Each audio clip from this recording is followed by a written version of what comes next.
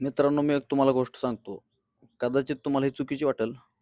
मला चुकीचं समजा, पण बघा लक्षात घ्या. मोठे-मोठे सेलिब्रिटी असतील, म्हणजे लहानातून मोठी झालेली लोकं असतील. मोठे-मोठे घर, गाड्या, बंगला, धन-दौलत ठीक आहे, कमवावी नाही असं म्हणत नाही मी. परंतु बघा ना, एवढं मोठं म्हणजे त्यांची सुद्धा अपेक्षा कंटिन्यू मरेपर्यंत अपेक्षा त्यांची असतेच, की कमवावंच, अजून कमवावं, डबल कमवावं. मला काय म्हणायचं आहे, तुम्ही किती जरी कमवलं, तरी तुमचं जगणं वाढणार आहे का? तुमचं एज वाढणार आहे का? म्हणजे तुम्ही करोडपती झाला म्हणजे तुमचं वय 100 प्लस होणार आहे का? का गरीब राहिला म्हणून त्याचं वय कमी राहणार आहे का? लक्षात घ्या, ही सृष्टी सोडून आपल्याला जायचंच आहे. हे जग सोडून एक ना एक दिवस जायचंच आहे. त्याच्यामुळं हे जे जगण्याचे दिवस आहेत का नाही, हे मोजके आहेत. खूपच कमी दिवस असतात जगण्याचे.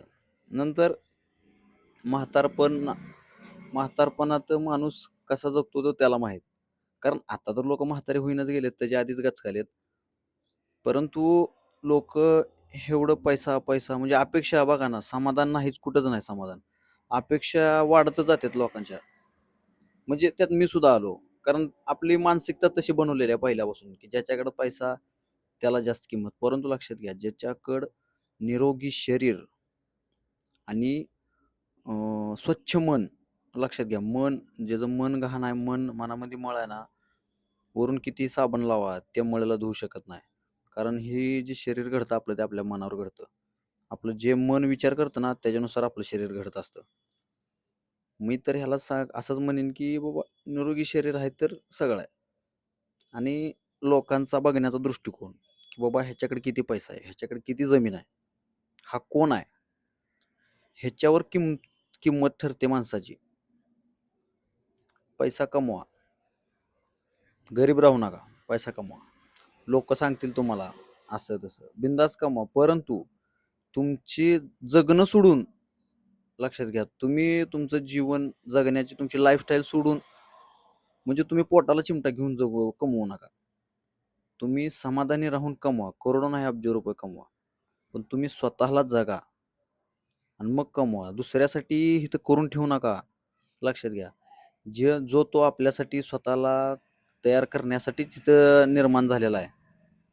तुम्ही बघा, प्राणी प्राणी जन्मतात, मरतात, पण ती स्वतःचं स्वतः करतात. एकदा शिकली की स्वतःचं करतात. परंतु माणूसच असा आहे की बाबा आपण करून ठेवलं तर पुढची पिढी खाईल. ह्या ह्या भावनेचा.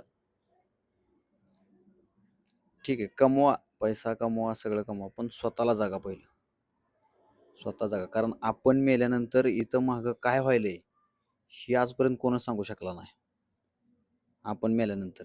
अहो, किती महारथी मेले. किती जण आले, किती जण गेले.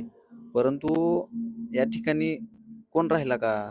कोणाचं नाव राहिलं का? बरं ठीक आहे, हां, आपण गेलो, आपल्या मागची पिढी लक्षात ठेवल, बाबा घरात एखादा फोटो लावल. नंतर त्याच्यानंतर कोण ठेवणार आहे का? का आपले आजोबा, पणजोबाच, आता कोणाच्या घरात पणजोबाचा फोटो आहे मला सांगा? आता माझ्या घरात माझा आजोबाचा आहे. पणजोबाचा फोटोच नाही. नाव नाही. कधी निघत पण नाही. म्हणून सांगतोय की स्वतःसाठी थोडंसं ठीक आहे, हाय जिवंत तोपर्यंत सगळ्या गोष्टी करा. ज्या मनाला वाटतील त्या बिनधास्त करा. मरताना आज जरी मरण आलं तरी बाबा वाटावं माणसाला, की हां बाबा मी काल सुद्धा जगलो, माझ्या मनासारखं वाटलं. मला मस्त वाटलं. माझी जिंदगी जशी जगायची होती तशी जगली आणि इथून पुढे सुद्धा तसंच राहीन.